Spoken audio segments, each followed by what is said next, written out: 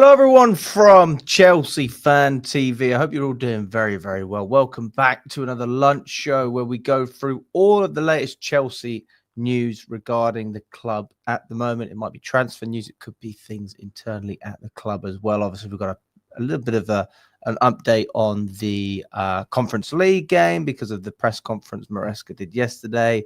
And we've also got a touch on the Forest game. We've had confirmation that Anthony Taylor is going to be the referee on the final day of the season when we play Nottingham Forest.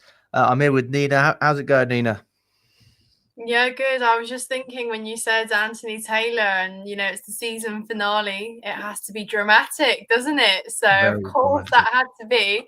But yeah, I'm good, mate. I'm good. I'm really excited. I'm actually excited to watch the Europa League final tonight, hoping for some drama. And What time does that kick off? What time does that start? Is that 8, isn't it? Or is it not? Is that just 8 o'clock? in my head? Is it? Hang on. I finish work at 9.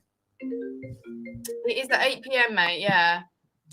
You finish work at 9. Well, you're just gonna have to listen in or watch the second half. But yeah, no, I mean it's an exciting time now. Again, we're wrapping up towards the end of the football season, and there's still a lot to work for. And someone mentioned we do have 2 finals ourselves, pretty much, and that's very, very true. So I'm excited, but I'm also a bit nervous because obviously it means that we will now know what our season has really been like based off whether we achieve what we need to or not. So it's nerve-wracking but exciting at the same time. Yeah. Oh, I can't believe it's 8 o'clock. I'm a bit gutted now. I kind of knew it would be that time anyway. I don't know why I'm surprised, but I'll catch the second half. And hopefully it goes to extra time, so that'd be fun. Yeah, the more drama, the better. Although I say that, we want United to then beat Aston Villa. So actually, maybe it's in our best interest for them to get it done within 90 minutes. I mean, I don't think they will do it, but that's just me. That's the Premier League part of me talking there. Yeah. I don't know. It's going to be... I mean, I think United themselves kind of wrote off the Villa game already anyway. I don't think they're expecting much from that one. I think for them, it's all about tonight, really. So, yeah, we'll have to see. Fair enough. Well, big up to Alex. Thanks for jumping on. Big up to Dalton. It says love from Kenya. Good to see you. Good to see you on here. Jordan as well. Abel says Anthony Taylor giving Cole a red card for existing in the second minute. We will be there. Absolutely. There you go. Oh no, it's so true though. Like you laugh, but you could so see it happening. I would not be surprised, to be fair. Big up to Jessica as well. Big up to El Flaco from Switzerland. Stephen, good to see you as always. Good to see you in here. Good to see Jason in here. Amandi, we're talking about Enzo. He's talking about Fernandez there. Fair enough. And big up to Mr. Simmons, Mr. Kevin Simmons. How are you doing? What's going on? How are we, Nina? How are we, Alex? Good, Kev. How are you, mate? Good, man. Sorry for being late. I had a bit of a midday snooze, man. Nah, you got to have a midday snooze. What's going on here, mate? I'm getting too old, man. That is forgiven. Hey? I said you're forgiven. You're forgiven. Yeah, I love a sleep. Gets around about 12 o'clock. I'll have like an hour. An hour keep. I call it an hour keep, and so I was a couple of minutes late, so I do apologise. Fair enough, Kev. Fair enough. Well, do you know what? To be fair, you're like me, isn't it? You work quite late, so. Oh God, yeah. What time do you finish tonight? Start at 5, and I'm finishing early today. I'll be finishing about 8 o'clock. I'm trying to get back as quick as possible for the City versus United game tonight. So got to get back for that, and so calling it early. Why don't you just cut off the session, mate, and finish at 7 so you can get back nice and early? Nah, people have paid, so people have paid money, so I'm not going to be like, you know what? Oh, Tottenham are paying Man United, so I'm just going to cut the session out. Yeah, sorry. Mate, you need to start charging Vivid Seats prices, and then you can have the time off, and you'll be making more money as well. There is discussions to increase prices over the next few months, but yeah, it certainly won't be because there's football on anyway. It's for other reasons. Yeah, sorry. My rate after 7 o'clock is double because I like to watch the midweek games. Sorry about that.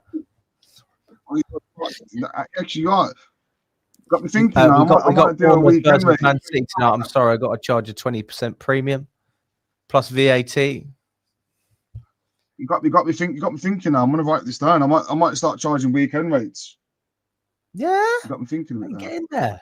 We'll Although I discuss say this that, after, Kev, but for now, weekends peak time for you. You don't want to bin off but for all now, your clients. we'll just stick to Chelsea for the moment. We'll talk business after. Hey, there you go.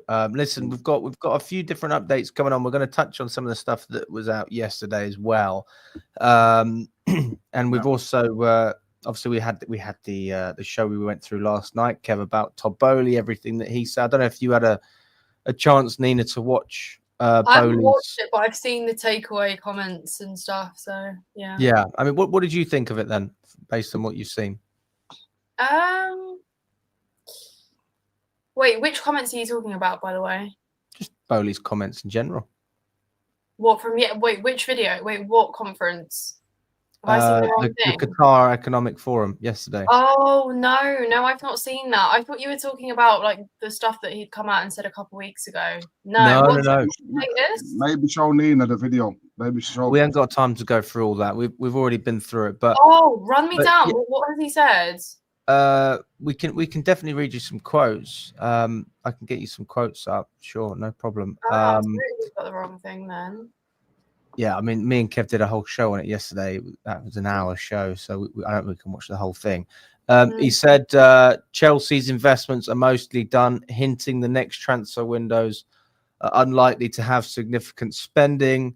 He said owning a football club is a combination of both fun and a headache. It's like anything I own. The good news is the bad news. If people didn't care, then it would stink. It's a testament to how much the sport matters. He says, if you look at the Premier League right now, there's so much excitement in it, especially what's going on the last weekend. There's 7 teams that could be making Champions League. The winner of Tottenham and United will go into the Champions League. We'll have 9 teams in European competition out of the Premier League alone, which to me is a testament to the quality of the product. And to be part of that is a privilege. He also spoke about his partnership with Clearlake Capital, saying we have a good partnership at Chelsea. Like every partnership, you have times that you have to work through and times that are better. We hit the ground running in such an intense timeline that it was a complex moment. We're through it and we're excited about what the future holds. He also spoke about. I feel like that's pretty copy and paste from the previous comments that he had, like the ones that we have all seen and watched. Do you know what I mean? I feel like he just reinvents his own. No, he gave us some new stuff, Nina. To be fair, wait for this one. Very relevant. Very relevant to the times that we're in now. And to be fair to you, mate, he surprised me of how good his ball knowledge was, because he actually understood. He's done some revision, has he? He has. I said to Alex last night, I said he's definitely been educating himself and doing his revision. It was the last bit, wasn't it, Kev? It was we won't say it yet, but we'll show Nina the last bit, the funny bit that he said at the end. Oh God, we've got to go through that. I mean, it's like 30 seconds, but it's funny. He spoke about Andrey Santos. He said we're really excited about him and what he can add to the squad. So he sort of implied that he's going to be part of our squad next season. He said we don't have any clauses in our contracts for losing players if we don't get UEFA Champions League. So that clears that up. He also said we think we've got one of the best young teams. We were early on doing 7, 8, 9-year contracts because we really wanted to make sure that we could keep the team together for a long time. In order to have a really good team, you need stability within the team environment. The only way that comes is through time. We set up to be able to benefit from that.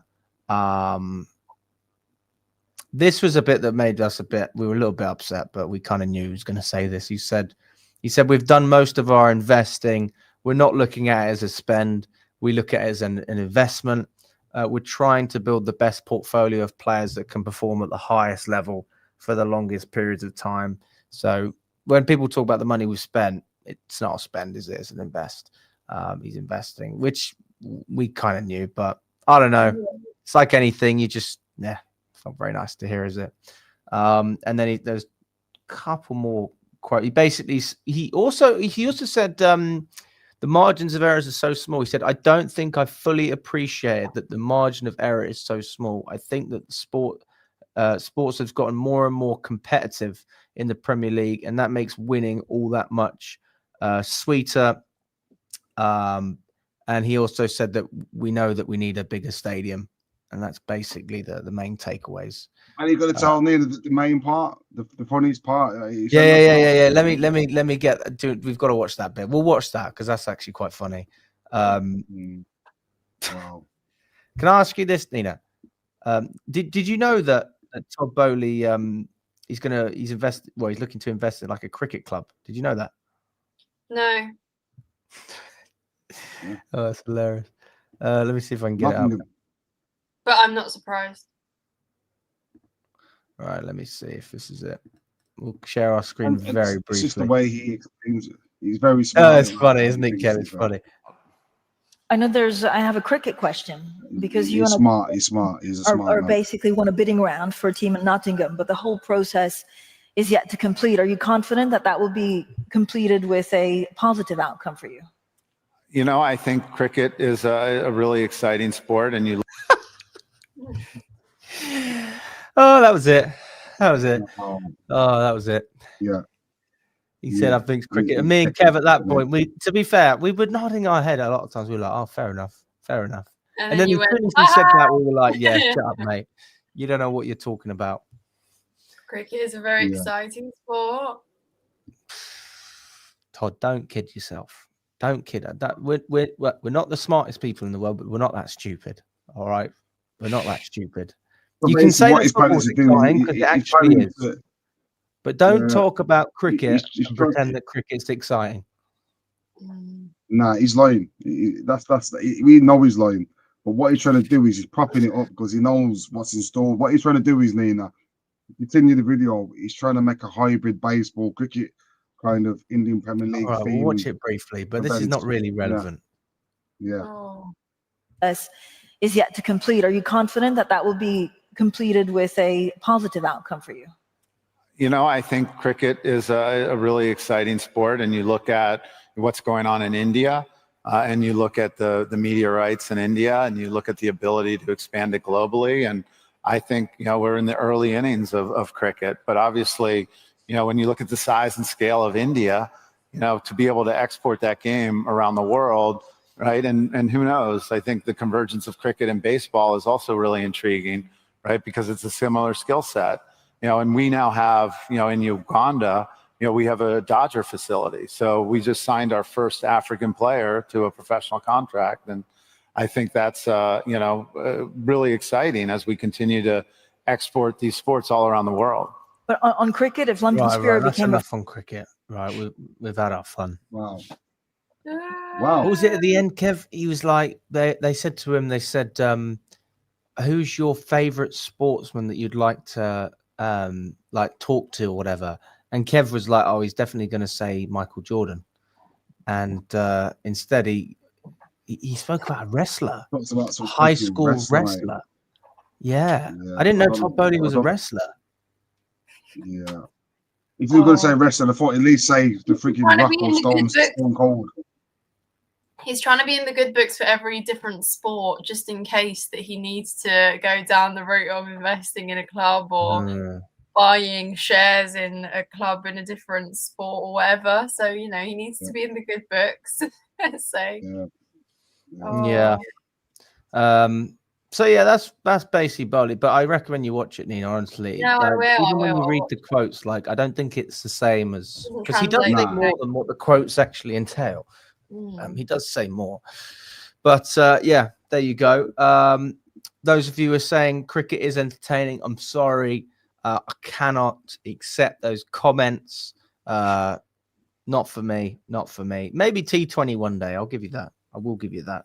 We're going to move on to the football now anyway, guys. So where do we start? I mean, we know that there's been some interest in Rodrygo from a Chelsea perspective. But this has kind of gone in a direction where actually there's been a little bit of talk. It's not hot, but I think it could become hot with a genuine bid about Enzo Fernandez potentially going the other way.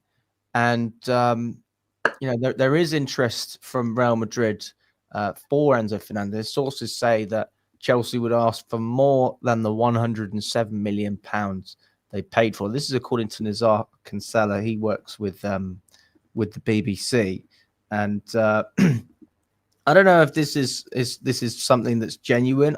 I do believe there is actual interest, to be fair, because Madrid are missing that player in the midfield that can really create and get them ticking. They've never actually signed a replacement for Toni Kroos. And I guess Fernandez, in terms of that role worldwide, he is one of the best. So I don't see an awful lot of players in the market that can step into a Madrid side and be able to just slot in. And I think Fernandez probably could. He's a World Cup winner. He's a leader inside the Chelsea dressing room. He's very passionate. He's one of the few players that I would say is a winner within our squad. He's won multiple trophies, mostly at international level, but he's still done it. And the quality is there as well. So I mean, what's your take on it, Nina? What, an Enzo Fernandez interest from Madrid? Yeah. I mean, it's not bizarre. It's not bizarre, but I think from a Chelsea perspective and standpoint, I'm not interested in selling Enzo Fernandez at this moment in time. And I think, it goes backwards to everything that we've been doing here because Enzo Fernandez emulates the whole idea of investing in these young players who have showed potential and developing, molding them. And he has been on this journey, playing under these managers, getting better season in, season out, and we now have an Enzo Fernandez that I think we can all say we're pretty happy with. And there's so much more to see, and there's so much more to dream of. And we know that next season, when we hopefully go and make other additions in the squad and we have other midfielders, etc. Well, we want to see this team with all the better, hopefully, additions and reinforcements in attack as well. I want to see Enzo Fernandez in this team next season. So for me, in this moment in time, I'd be saying no. I wouldn't be entertaining offers either. I don't know. Maybe I'm just very set on this, but you take Enzo out of this team right now, I think it ruins a lot of things. Yeah. Kev? I thought it all depends on how we do the next few days. I think we secure Champions League, I thought we'd be very reluctant to get rid of him. Be very stupid to get rid of him. And also, I feel like he'll want to stay and be a part of a Champions League project. Yeah. If Real Madrid come knocking on the door, we haven't got Champions League football. It's another story, isn't it? Okay. True. We forgot to mention, Todd Boehly mentioned yesterday in the interview that none of the players have got any triggers in their contract if we don't get Champions League football that they can leave. So there's no players that are entitled to leave. But if Real Madrid come knocking at the door, most players are going to get their heads turned. And what you don't want is him coming back and to start our next season unsettled and pushing for moves. So I feel like this next few days tells us more about that situation. Even with Rodrygo as well. We are not going to attract a player of Rodrygo's quality without Champions League football. So if we get Champions League football, maybe Enzo stays, we still get Rodrygo or the potential swap deal. But the way Enzo's performed this year, it's been his best season in the Chelsea shirt. He showed leadership qualities. He showed, he's created the most chances out from a midfielder in the whole of the Premier. Understand? So you're looking at a world-class player. I feel like he's still at the age where he can improve as well. So I wouldn't get rid of him. But if the money's there, if Real Madrid come up with a substantial offer. What's a substantial offer though? 120, 150? 130 million pounds would be. That's what, 20 mil profit. Is that enough for you? Would 20 million pound profit be enough for you? Probably not. No. 20 million pound profit for anybody would be. Not for Enzo though, Kev, because you got to think the 20 million, it doesn't outweigh what what gap it leaves in the team or his actual absence in the team, in my opinion. I don't know. I've seen a lot of like there's a lot of still divided opinions on Enzo Fernandez. Fine, we've all had our moments where we've been very cold towards him, when he wasn't playing and we were playing and performing better. Everyone said we're better without Enzo Fernandez. Then he had a period where he really elevated us and we were better with Enzo Fernandez. But that just, to me, shows that he is actually doing the right things because he is on this journey and he is improving. Yeah. If we get Champions League football next year, he would have been told that when he was being, when the talks were happening for him to come to Chelsea, he would have been told that there is this project here and that he will eventually play in the Champions League. Now, let's not be stupid here and think that any player, when Real Madrid, like you say, come calling, has a loyalty to the club. But I think it's a little bit different. It's a little bit different here with Enzo, though, because, he's been given the captain armband this year. He's been, pictured as this leader who can hopefully make the players around him a little bit better. He has this growing confidence towards him. And I just think that is a small step in the right direction for me, for him to take the team, not necessarily lead the team, but do you know what I mean? He has become so important in the squad. Like, think he could have, he's had 20 GNA this season, but he literally could have had more assists if we'd had more clinical forwards, if our players had finished chances, etc. But I think, he's got something a little bit more precious to him as a player here, maybe, where he could actually be valuable to this Chelsea team next season, more than he would be to a Real Madrid if he goes there this year. Do you know what I mean? And I just think that for him personally, he's young, okay, heads turn, Real Madrid, again, it's big, and he doesn't necessarily have this outlying loyalty. But I think there's a lot more for him here at Chelsea at this current moment that should potentially lean him more towards staying rather than going. At this point, it could be quite different next year, but at least for now, before we get into the Champions League. Interesting as well. Lewis says, big up everyone and happy Pochettino Independence Day. This is the day that I think he got sacked. Thanks for the message. Lewis, I'll see you at 2:00. Please don't be late, Lewis, please, because I have a session after. Tell Lewis 1:45 that you probably get there 2:00. He'll be fine. He'll be fine. It's good to see you on, Lewis. One other thing, Kev. One other thing. Just a little shout out to Unlimited Dreamer. Thank you for the super chat, mate. He said, I've seen who the referee is for the last game. No hope. For those of you who don't know, Anthony Taylor, Kevin's best friend. My good friend, Mr. Simmons. Don't worry, I've already spoke to him. I rang him already and said, look, you better take it easy on us, mate, because we know where you're hanging out now, in Morocco. So we'll find you. I'll be coming for you. Yeah. So he understands the assignment. But yeah, just going off the back of Enzo, I feel like he's improved this season just because of the system. Enzo is a systematic player. He's not a free roaming player. When he was in that under Pochettino last year, when he was in that free roam position in the middle of the park where you seen him in the camp position, he was.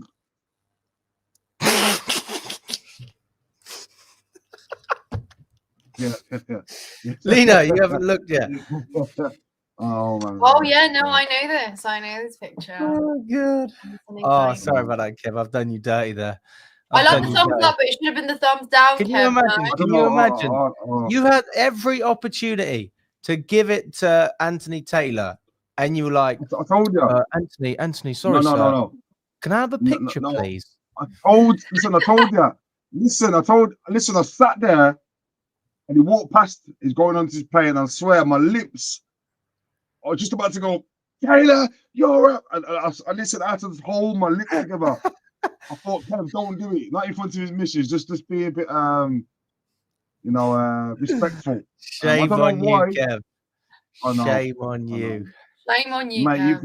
You've just muddied me, mate. I'm gonna get some right stick now. You've literally muddied me, but yeah, I'll take that picture off as well. I don't want to see it. I can't. I've literally just. I've let the whole fan base down, Oh, yeah. But yeah, about Enzo, I do hope he stays, but I feel like in a Spanish style of football as well, suits him to a T. Enzo in the Spanish league, mate, he'd do massive bits there, but hopefully not. Let's hope he stays. Yeah, I I think that I think the reality is that a deal would definitely be considered if it's the right amount, but it's got to be more than 20 million profit. It's not easy to find a replacement for 20 mil. If you're making 40 million profit, then that's a conversation that I think Clearlake will absolutely have. You know, I know that they want to keep their best players there, but if they can sign 2 other young players that could potentially also be the next Andrey Santos, then I think that's what they're going to do. And just moving on from that as well, another player that sort of comes into the conversation is Andrey Santos, because if we did sell Fernandez, and Santos would become the direct replacement. Absolutely. It says, according to Sport via Sport Witness, Barcelona are disappointed that they missed out on Andrey Santos, who joined Chelsea from Vasco da Gama for 12.5 million. They feel his valuation has increased, and 50 million plus 10 million in bonuses is needed to snatch him from Chelsea. I mean, what's our take on Santos, and do we think he could replace Fernandez? Different players. Santos is more of a box-to-box midfielder who likes to. He's the player that Pochettino wanted him to be last year, up and down, picking the balls up in different positions in attacking thirds. Santos is not disciplined to sit there and play football the way Enzo does. There's not many midfielders with Enzo's quality in the game at the moment. I don't think it's a direct replacement, but it would be a replacement, but not a direct replacement. I feel like Lavia would be more of a replacement in terms of the way to play. But if that profit was to be made on the player, that's exactly what Chelsea want to do. This is the reason why we're going out into Brazil and signing these players early doors, because now you're signing for 12.5 mil and the 60 million pounds on return on him. So that's massive profits. So who's to know? Maybe Enzo stays with Santos, but I still feel that Santos needs a chance. I want to see him in the Chelsea shirt for a season. I feel like in a Champions League campaign where you cannot trust Lavia, maybe Santos gets a lot of game time. Look, Dewsbury Hall, he's not going to be part of the plans for next season. There is going to be opportunities for Santos, or maybe, or I hope Santos stays in the squad for next season. Yeah, I don't really get why it needs to be a like for like. I don't see why he needs to be a replacement. I think we could see, well, I'd like to see a team where both of them are involved, and you know, that actually offers a lot more depth for us. But you know, I agree with Kev. I think different strengths as well. I think Enzo Fernandez, as we've seen, he's shown us a lot more playmaking ability, and he has been our more creative, one of our more creative players as well. He's created a lot of chances too.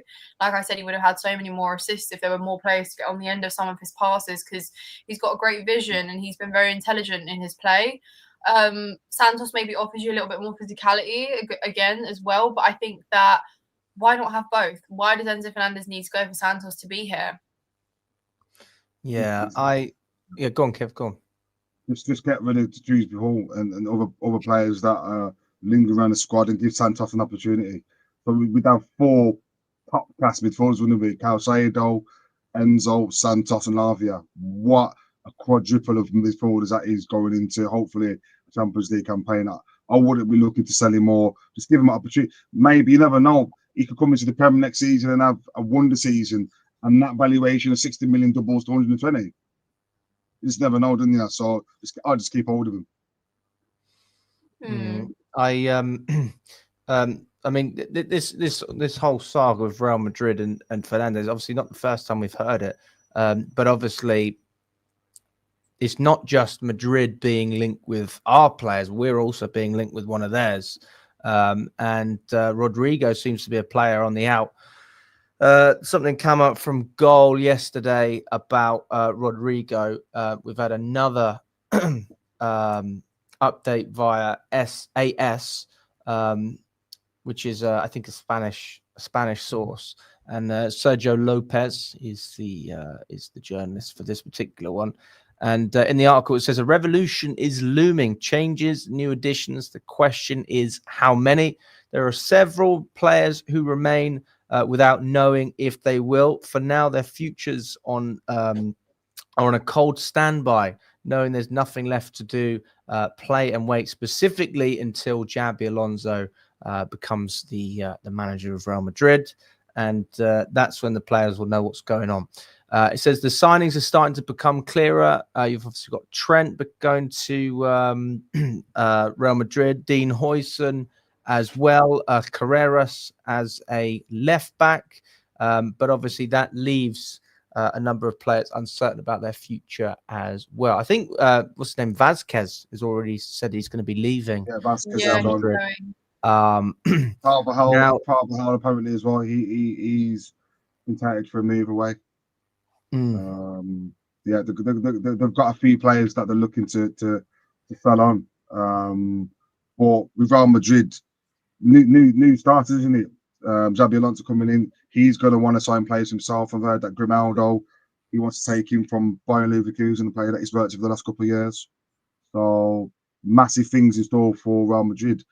But if Rodrygo did become available, if I only think this is possible with Champions League football, you'd have to be stupid to turn down the opportunity. You're talking about a player from the wing alone will get you 15 to 20 GAs every season. You talk if it wasn't for. It won't be the only Premier League club in for him either. Nah, I've heard Liverpool sniffing around there, City Arsenal, as well. Look at him, 100%.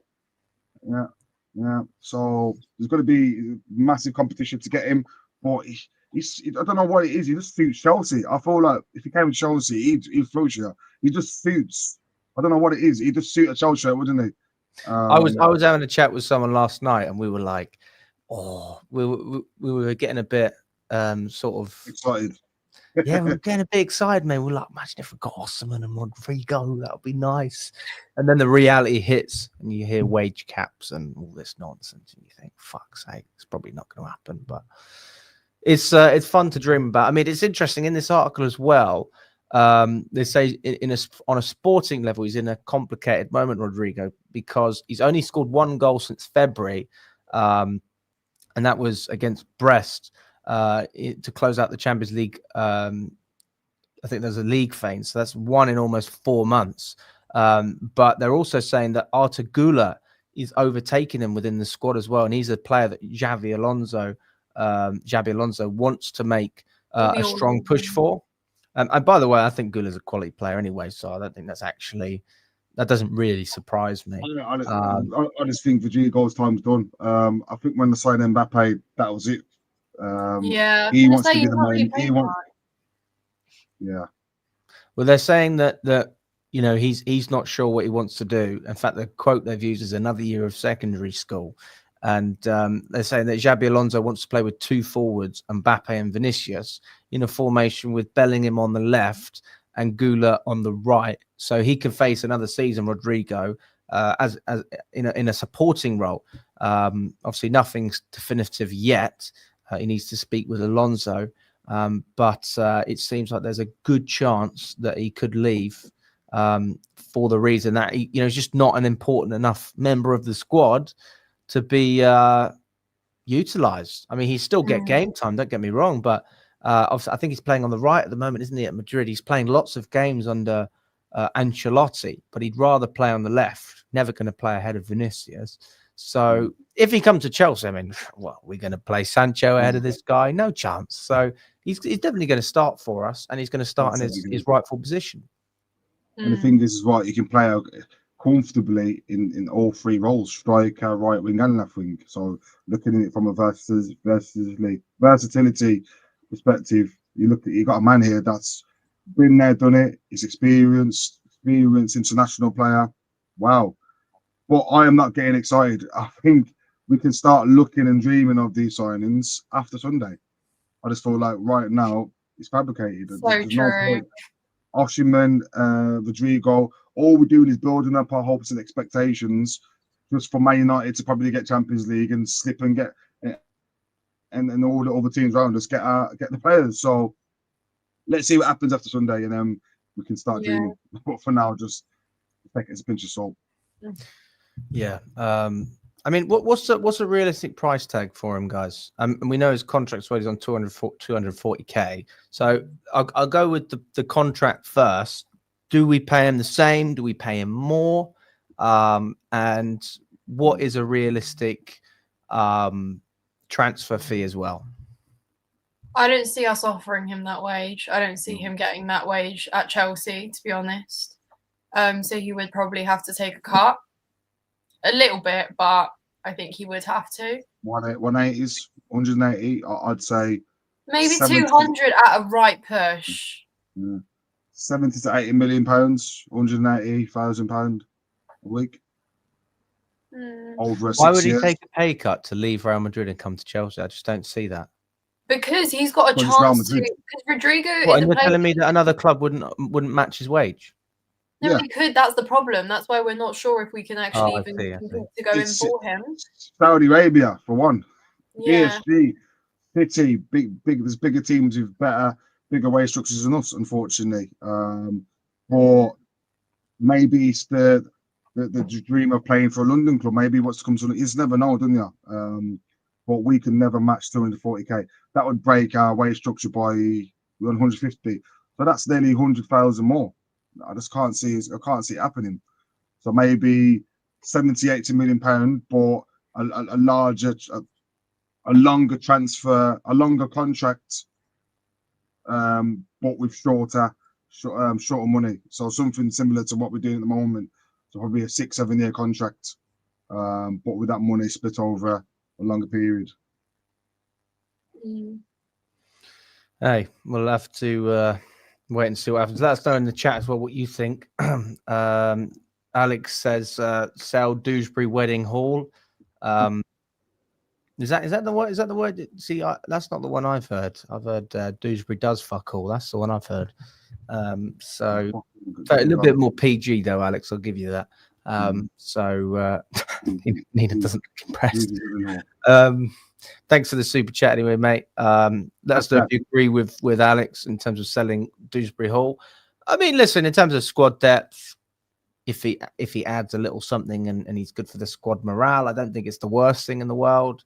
As long as he knows that he's not going to be playing For regularly. morale. Yeah, morale.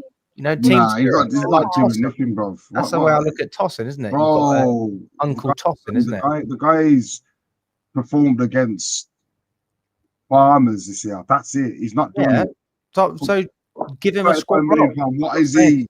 Dewsbury Hall needs to be left in this year. He's a Brighton. He's a Brighton. Left behind. He's one of He's those. a Forest. He's a mid-table. Oh, what about this? Where's Lewis when I need him? We can swap Dewsbury Hall for Garnacho. We can swap him for Garnacho. That's a troll, definitely. Oh, what a shout! What a shout! Why does Lewis like Garnacho? Lewis loves Garnacho. He's all over Garnacho. He loves Garnacho more than Matt Dove loves Enzo Fernandez. That's how much Lewis loves Garnacho. Absolutely loves him. Obviously, looking at the comments, I read that myself yesterday. Nico Williams, Real Madrid, have put a bid in. So maybe that Nico Williams. That definitely means the end of Rodrygo there. Yeah, he might go to Madrid, wouldn't he? Yep.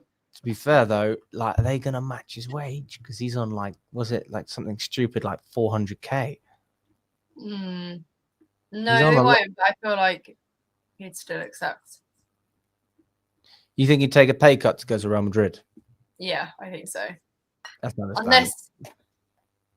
Unless he gets a good offer in the Prem, but that's the thing about Bilbao. They pay such good wages. I know why they do it. Obviously, they've got this strange policy, but it's just really unique, isn't it? Because nobody can pinch their players in terms of offering them more money. I guess that's one of the great appeals about it.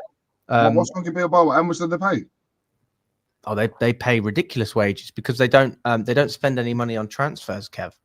Every player that they have is a local player from the area. It's like even when you do a transfer to Bilbao, the money goes to the player or something, and then the player has to pay the club. It's really weird. It's really, really weird. So Fabrizio Romano was the one who said this as well about Nico Williams. Chelsea and Arsenal were the teams linked with him. They really love him. Both have had contact to understand how much the player package would be. I think that we can all agree it's probably going to be an unrealistic amount. But having said that, if they're desperate, then they would. But why would you spend that money on Nico Williams when you could easily do it on Rodrygo? And do you think that Williams is up there with Rodrygo? Similar caliber of player? Rodrygo's clear. Rodrygo's clear, man. Rodrygo's clear. Nico Williams, mate, he's a step up to what we've got now on that left side. Don't get twisted, but if you get Rodrygo, you are getting a world-class winger. No ifs, buts, or maybes, and that elevates the whole team. That gives players like Enzo, you know, that are probably thinking in their minds, is this project working? If you go and sign a player like Rodrygo, you then extract other world-class players. So maybe Usherman comes in after that.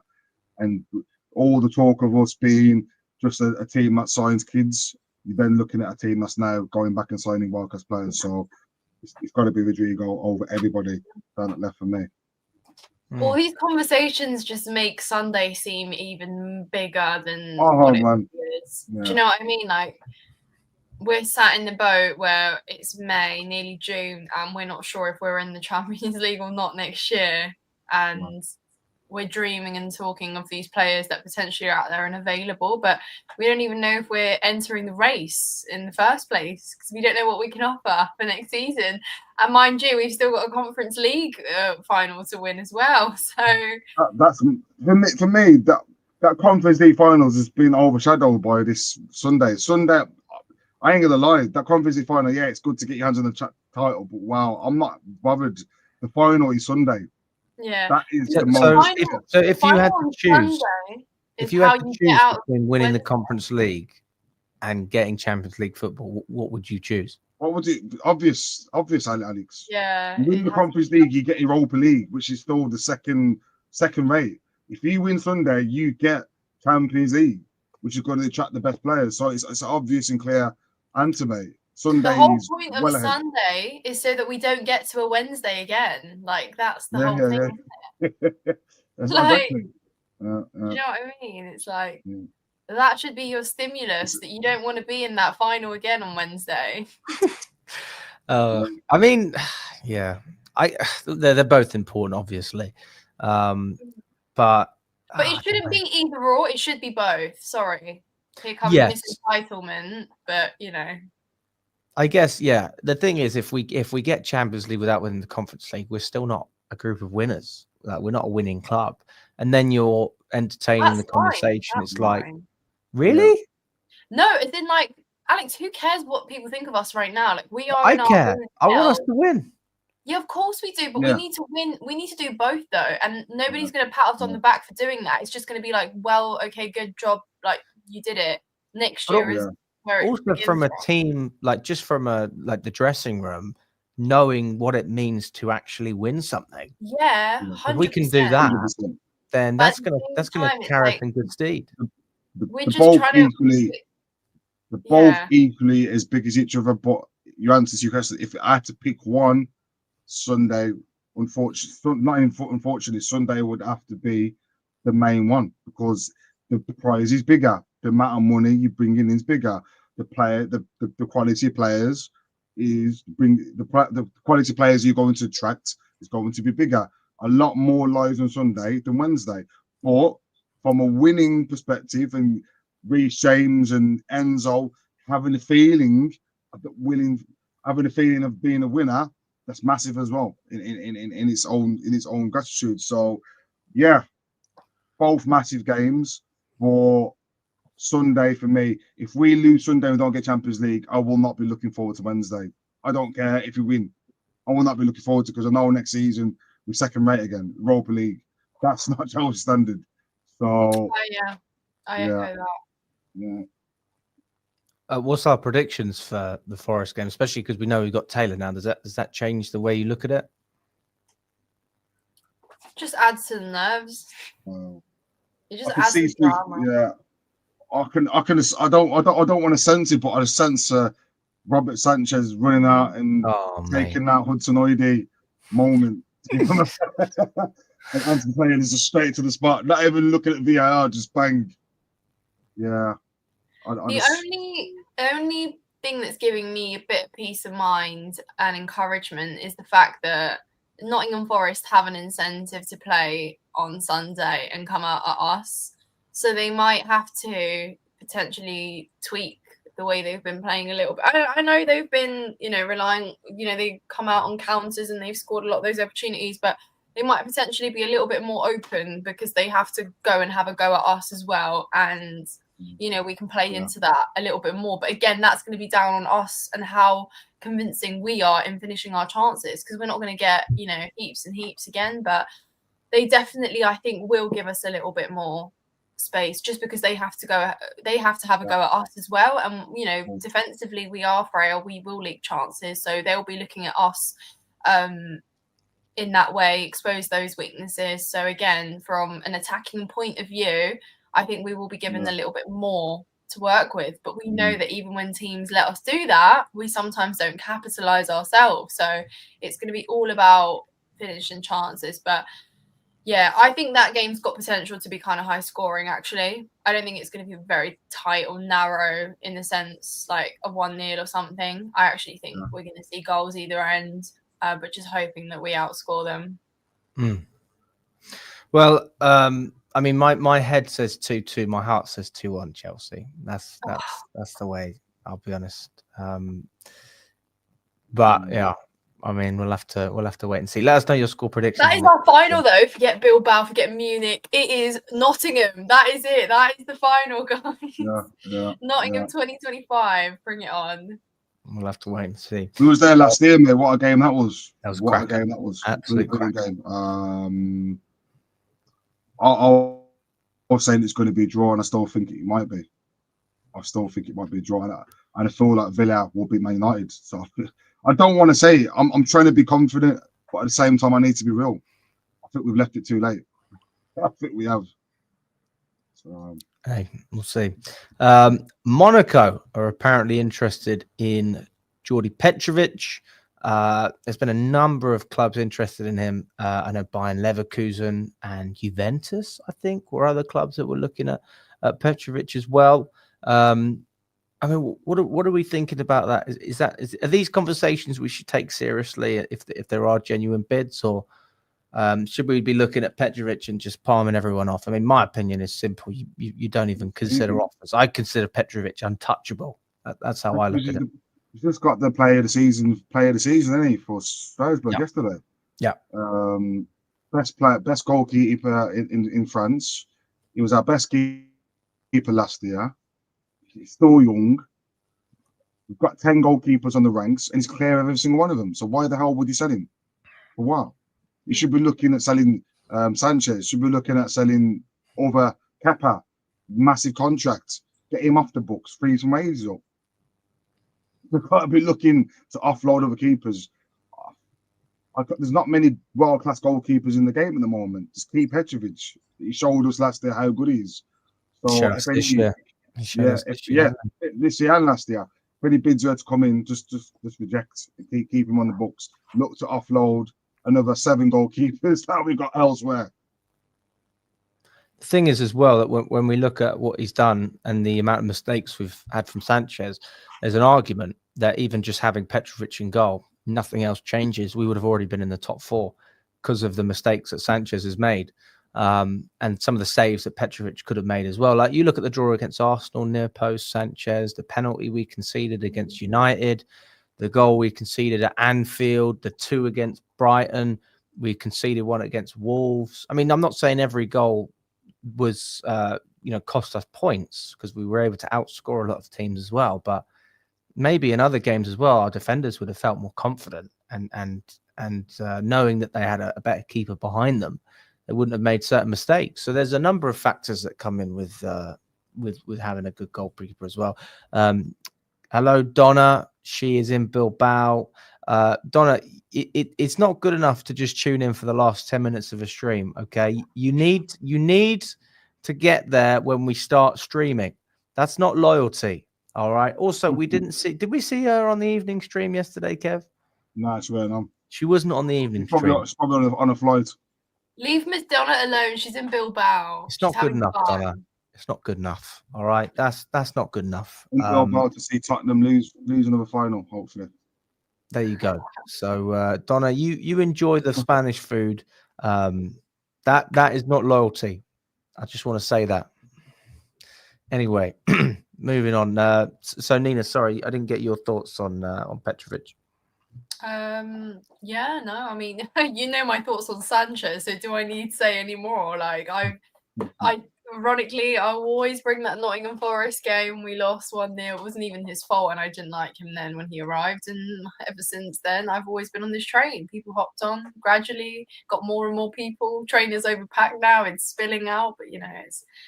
Yeah, Petrovic for me, there was never any reason to justify, and I still don't understand the justification regarding him not being cut out for Maresca's system or whatever that was about. But yeah, you talk about the chances that potentially could have been prevented in goalkeeping. I definitely think, it is a massive factor, but equally you have to look at the opposite end as well. We're going to have that same energy, a lot of chances that weren't finished. So, and also defense. I think defensively, again, I can cut Sanchez in some games a little bit of slack for where he was let down by his back line. However, overall, we all know that our goalkeeper isn't good enough. And where we're aiming high next season, Petrovic I trust a lot more than Sanchez for sure next season. And there's honestly no goalkeeper below Sanchez that I'd say have a go. Going down, he's probably one of the worst goalkeepers in the Premier this year. Facts. The stats he has been the worst, mate. He has been the worst. And we said, let's just rewind back to the start of the season. We said that Sanchez should be enough to get us top 4. Well, here we are. Here we are. So clearly that wasn't. I really don't want to. I just don't want to jinx it. I've got a funny feeling that he may be the reason why we freaking lose on Sunday. Oh, mate. Do you know what the thing is as well? He hasn't had a bad game for a couple. Like, he hasn't had a real shocker. So, like, he's just waiting. He's just saving it up. And the thing is, as well, the way Forest play as well, they like to suck you in, don't they? And counter. Maybe he comes out and tries to do something stupid, like clear it. A bit like Man City, how they scored that lob when he come rushing out. And it's got a funny feeling. I'm hoping not. But yeah, would he start Sunday? Would he play Sanchez or would he go with Jorgensen? On Sunday, well, I know he's going to play Sanchez because he said he's going to play Jorgensen in the cup final. All right. So he's definitely going to play Sanchez. Yeah, without a shadow of a doubt.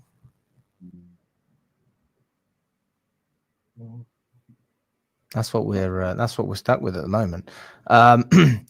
Interesting as well, guys. I spoke a little bit about Joao Pedro the other day.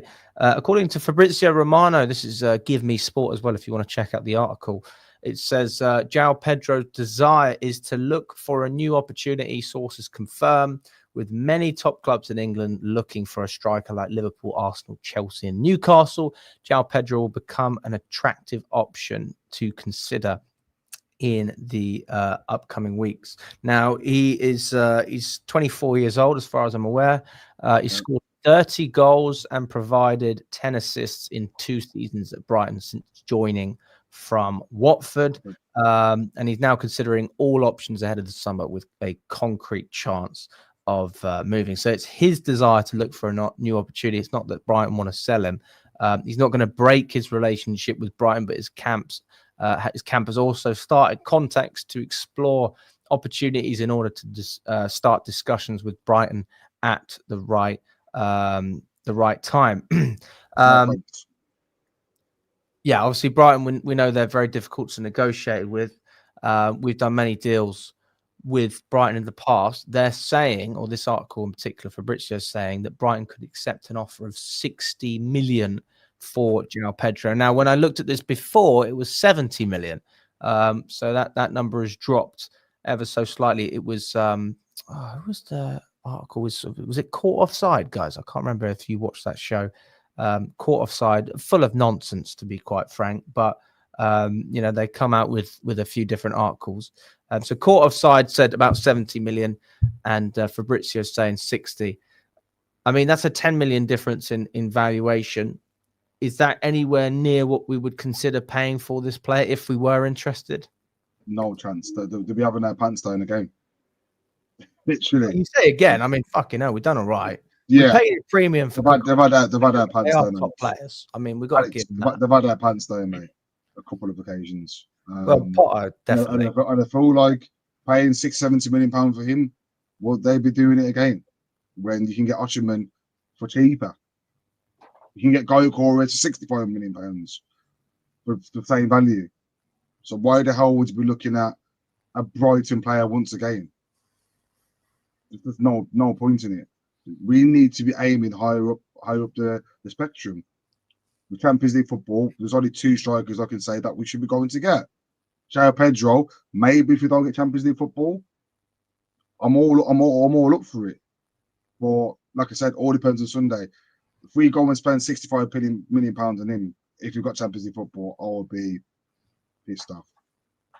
So hopefully it's just more of Fabrizio Romano's clickbait posts. What do you think, Nina? I mean, I'm not particularly keen. I don't really know. To be fair, ironically, he scored against us in a few of those games, hasn't he, since you joined Brighton? So I guess that's fitting. He's got some good qualities. I don't think he's a bad player at all. I just think that, there's just no, I don't want to be rude, but I just think, we've got to be aiming a little bit higher than Joao Pedro, if that makes sense. So that's just my opinion. Not that he's a bad player, though. I think he's, he's got... You think he's better than Jackson?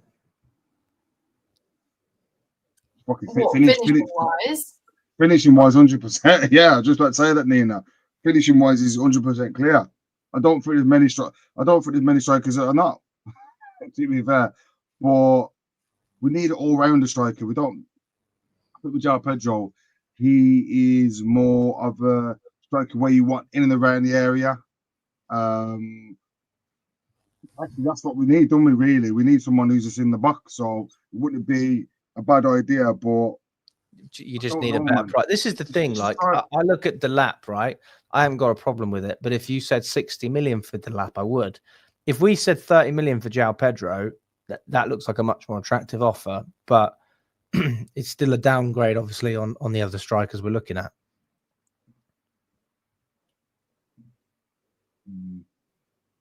Yeah. Peter says Nina is better than Jackson. Hey, that sounds like a backhanded compliment. Okay. Nina up top for Chelsea. Sorry, Nina up top. Oh, guys. Yeah, man. We need a number 9, man. I'm done with talking about. I'm a winger, not a striker. What position are you, Nina? Oh God, what position am I? I don't know. I played on the wing for my uni team, but then I played everywhere. I don't know. Didn't have a position. I was a nomad. I played wherever I could fit. Utility. Yeah. Squad player. Yeah. I don't know if that was I did play up top, 2 games. Anyways, move on, guys. I don't play football. Leave me alone. We'll move on. Jacob Steinberg's come out and said, this is according to The Guardian, Chelsea have no intention of selling Enzo Fernandez and are determined to see off any attempt by Real Madrid to sign the midfielder this summer. So hopefully that clarifies that. That's literally just come out as well. So that's, that came out, 5 minutes ago? 5-10 minutes ago. Your rooms in the UK are so plain. Walls bare AF. What? So plain. Can my man see my picture up here? That's not bad. Right then, Mr. Designer, come and design them for us. TV designer. Okay, mate, show us your wall. Yeah, less is more, okay? Yeah. And in my defense, everything crazy is on the other side of my wall, so... Oh, goodness. Don't think I've ever had a comment like that before. But yeah, fair enough. Where are you from then? For my walls, where are the walls good? Where can I find a good wall? Yeah. What do we need on our walls, guys? Yeah. Sam Jovi says those statements are usually made by every club before they eventually sell the player. It's a negotiation tactic Do we believe that's true?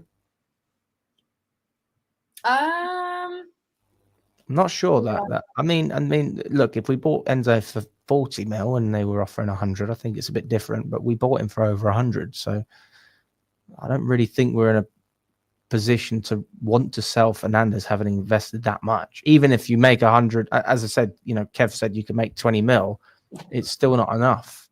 You need to make at least 40, 50 million to justify selling the player, and even still, it's difficult to justify that. mhm.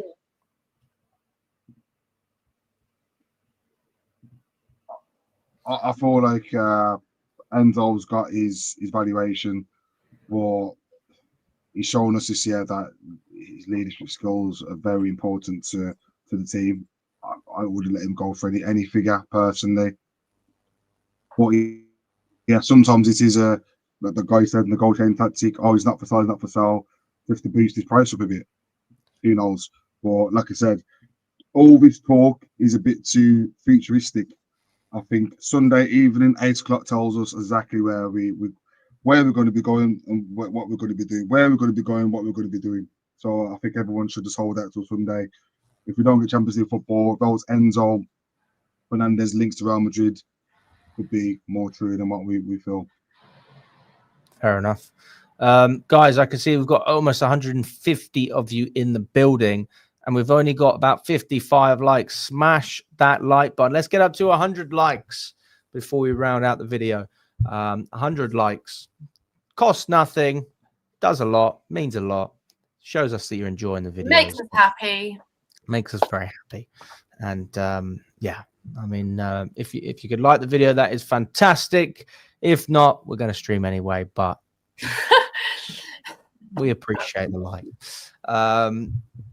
Smash the like button, guys. Let's get to 100. Keep us posted in the chat as well.